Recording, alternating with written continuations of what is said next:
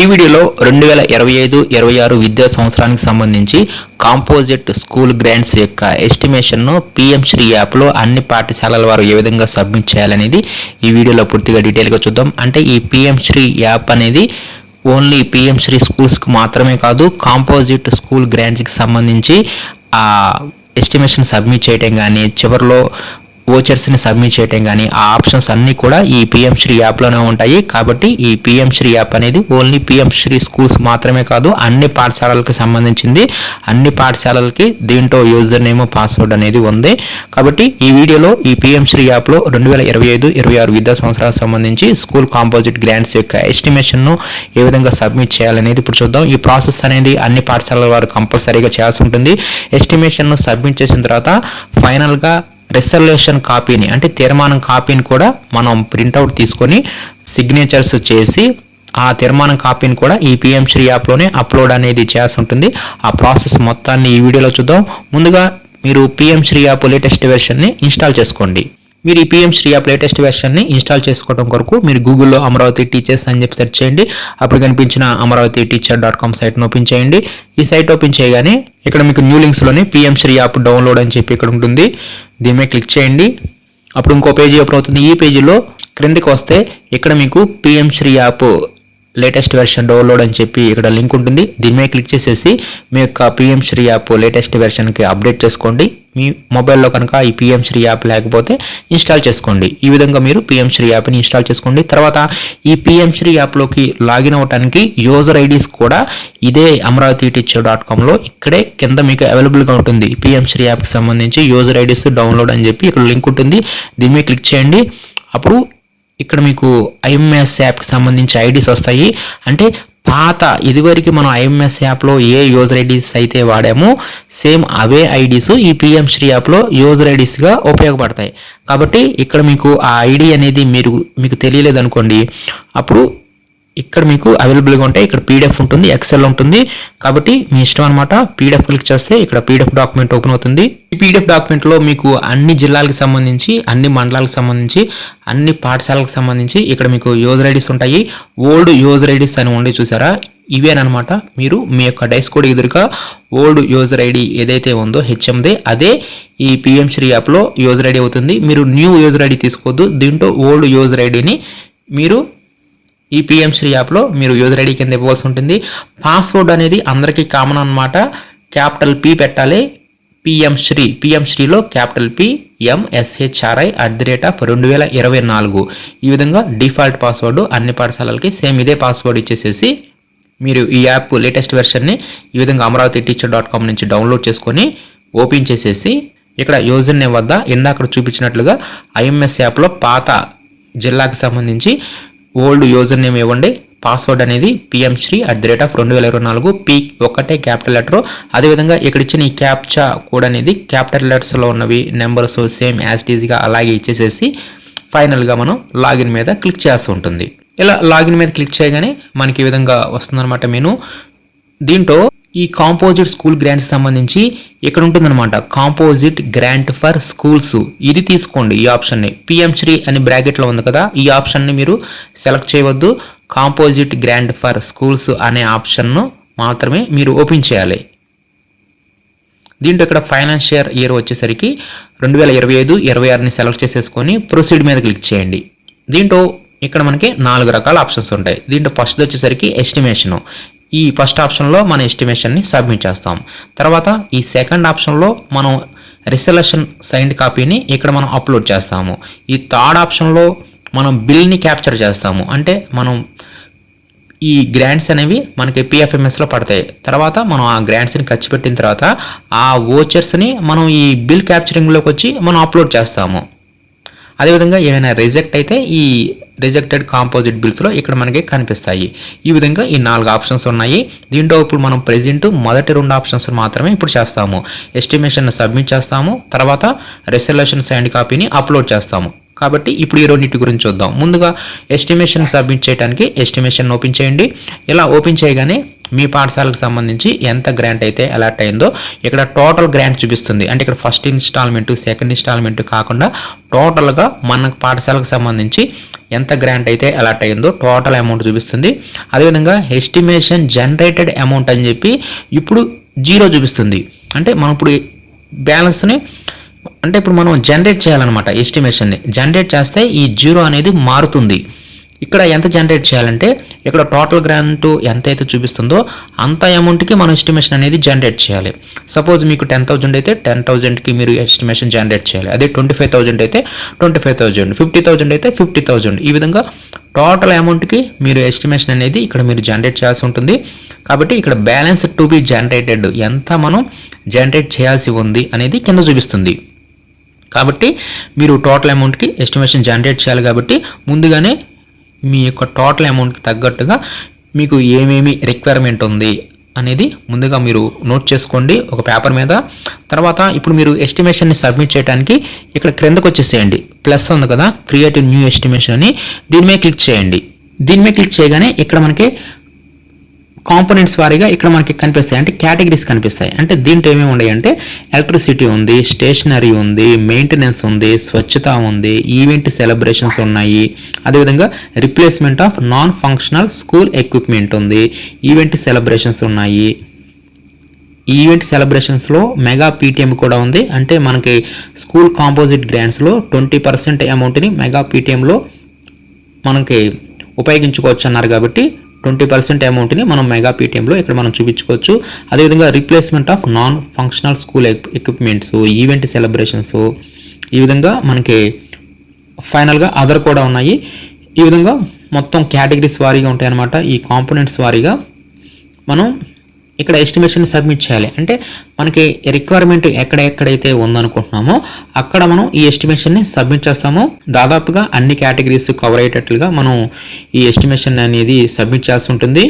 దీంట్లో ఇక్కడ మనకి ఫస్ట్ ఎలక్ట్రిసిటీ ఛార్జెస్ వచ్చేసరికి మనకి గవర్నమెంట్ వారే ఫ్రీగా కరెంట్ బిల్ అనేది కడుతున్నారు. కాబట్టి మనం ఈ ఎలక్ట్రిసిటీ ఛార్జెస్ ఇవ్వకపోవటమే మంచిది. నెక్స్ట్ ఇక్కడ స్టేషనరీలో మనకి చాక్స్ అంటే చాక్ పీసులు, డస్టర్లు, చార్ట్స్, ఇంకా teaching learning materials, records, registers, ఈ విధంగా ఈ స్టేషనరీలో ఇవి సబ్ కాంపోనెంట్స్ అనమాట. అంటే సబ్ కేటగిరీస్. ఈ సబ్ కేటగిరీస్లో మీరు ఎంతెంత అయితే ఖర్చు పెడుతున్నారో ఆ ఎస్టిమేషన్ని సుమారుగా ఇస్తాం అనమాట మనం. అదేవిధంగా రిక్వైర్మెంట్ ఉన్న చోటే మనం ఇవ్వవలసి ఉంటుంది. ఎందుకంటే రేపు మనం ఓచర్స్ పెట్టేటప్పుడు కూడా ఇవే కేటగిరీస్ మనకి చూపించడం జరుగుతుంది. కాబట్టి మీకు ఎంతెంత అయితే అవసరం ఉందనుకుంటున్నారో ఇక్కడ మీ యొక్క టోటల్ అమౌంట్ని విడగొట్టుకోండి. కాబట్టి దీనికి సంబంధించి ముందుగానే మీరు ఒక పేపర్ మీద నోట్ చేసుకోవాల్సి ఉంటుంది.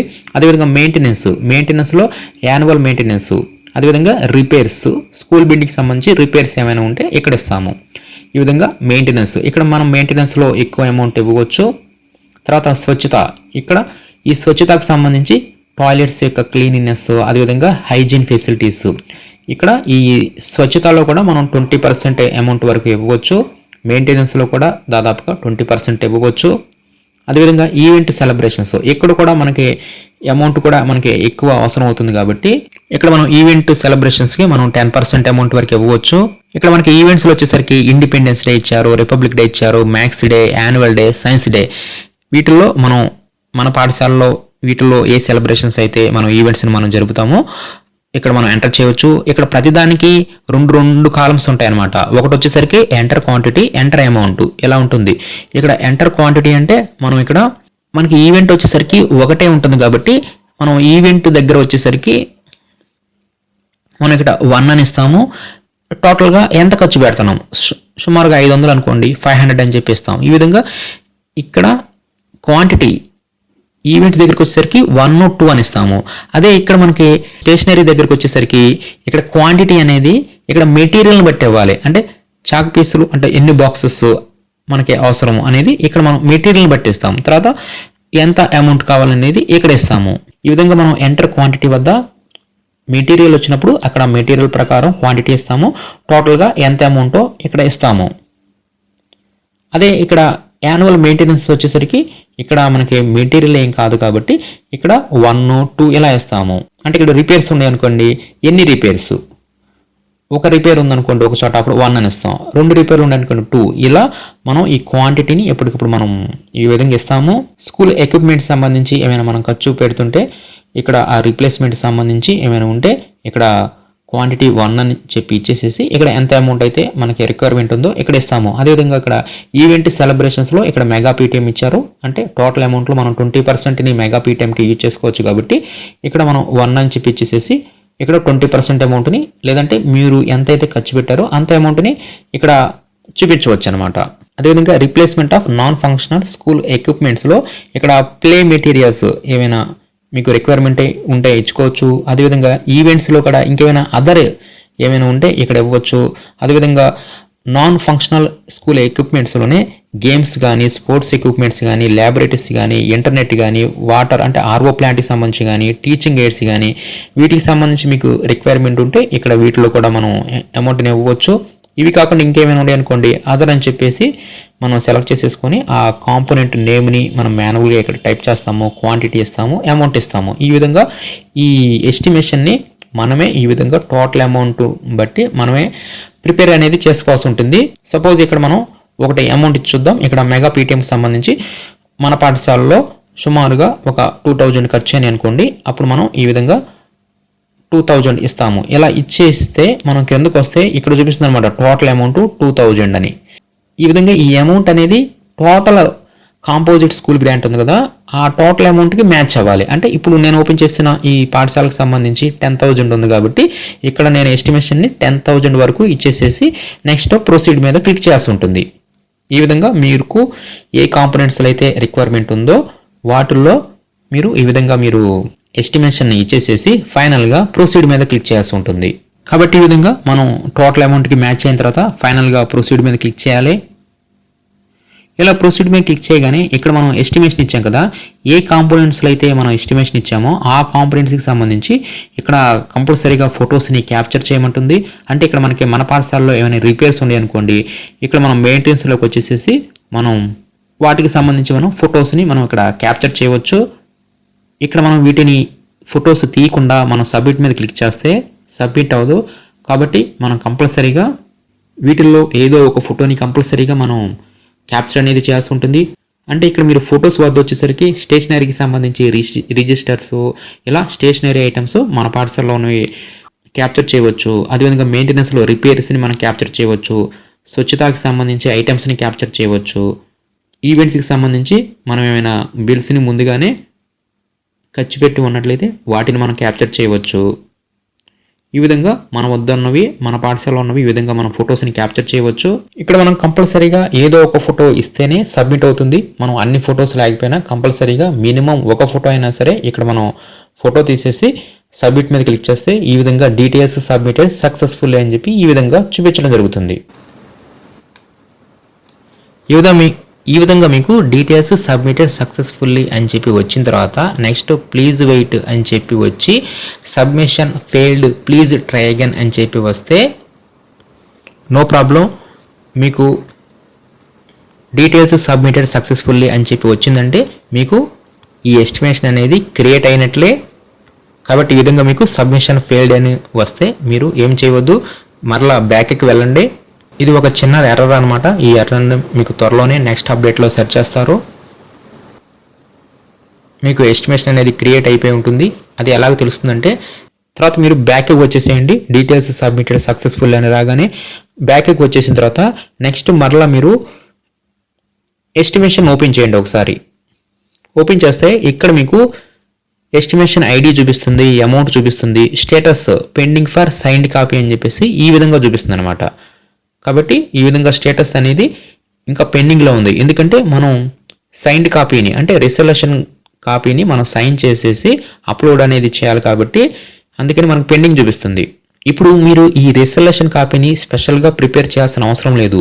మనకి పిఎంశ్రీ యాప్లోనే ఆ రిజల్యూషన్ కాపీ కూడా మనకి జనరేట్ అవుతుంది ఆటోమేటిక్గా. దానిని మనం డౌన్లోడ్ చేసుకోవడానికి మనకి ఇక్కడ ఎస్టిమేషన్ ఐడి ఉంది కదా, దాని మీద క్లిక్ చేయండి. దాని మీద క్లిక్ చేస్తే ఇక్కడ మీరు పెట్టిన ఎస్టిమేషన్ అమౌంట్ మొత్తం ఇక్కడ మీకు చూపిస్తుంది. వీటిని కావాలనుకుంటే మరలా మీరు ఇంకోసారి ఎడిట్ చేసుకోవచ్చు, నో ప్రాబ్లం. ఇప్పుడు మీరు ఈ ఎస్టిమేషన్కి సంబంధించి రిజల్యూషన్ కాపీని డౌన్లోడ్ చేసుకోవడానికి ఇక్కడే మీ పాఠశాల పేరు కిందనే ఇక్కడ రెడ్ కలర్లో ఉంటుంది click the icon to download composite estimation అని ఇక్కడ మీకు డౌన్లోడ్ యారో చూపిస్తుంది సారా. ఈ డౌన్లోడ్ యారో మీద ఒకసారి క్లిక్ చేయండి. ఇలా క్లిక్ చేయగానే మీకు ఆ రెజల్యూషన్ కాపీ అనేది మీకు పీడిఎఫ్లోకి మీ యొక్క మొబైల్లో డౌన్లోడ్ అవడం జరుగుతుంది. నెక్స్ట్ మీరు మీ యొక్క ఫైల్ మేనేజర్ ఓపెన్ చేయండి. ఆ ఫైల్ మేనేజర్లో డౌన్లోడ్ అయింది మీకు రీసెంట్లో చూపిస్తుంది. ఆ రీసెంట్ ఫైల్స్లో ఫస్ట్ పీడిఎఫ్ను ఓపెన్ చేయండి. మనం ఈ తీర్మానం కాపీని మనం డౌన్లోడ్ చేస్తే ఈ విధంగా ఉంటుందన్నమాట. దీంట్లో మన పాఠశాల పేరుతోనే మనకి తీర్మానం కాపీ అనేది మనకి జనరేట్ అవుతుంది. దీంట్లో కొన్ని ఖాళీలు ఉంటాయి అన్నమాట. అంటే ఇక్కడ మనం ఈ తీర్మానం కాపీని మన యొక్క కమిటీ సభ్యులు ఉంటారు కదా, స్కూల్ మేనేజ్మెంట్ కమిటీ, ఆ సభ్యుల యొక్క సంతకాలు కూడా తీసుకోవాలి. అంటే మనం ఒక మీటింగ్ కూడా మనం కండక్ట్ చేయాలి. కాబట్టి ఆ పాఠశాల యాజమాన్య కమిటీ సమావేశం ఏ రోజు జరిగింది, ఎన్ని గంటలకు జరిగింది, ఎంతమంది సభ్యులు హాజరయ్యారు అనేది ఇక్కడ మనం ఇస్తాము. అదేవిధంగా ఇక్కడ సమగ్ర శిక్ష వారి యొక్క ఈ కాంపోజిట్ స్కూల్ గ్రాంట్స్కి సంబంధించి ఆ ప్రొసీడింగ్స్ నెంబరు, ఆ ప్రొసీడింగ్ డేట్ కూడా ఇక్కడ ఇవ్వవలసి ఉంటుంది.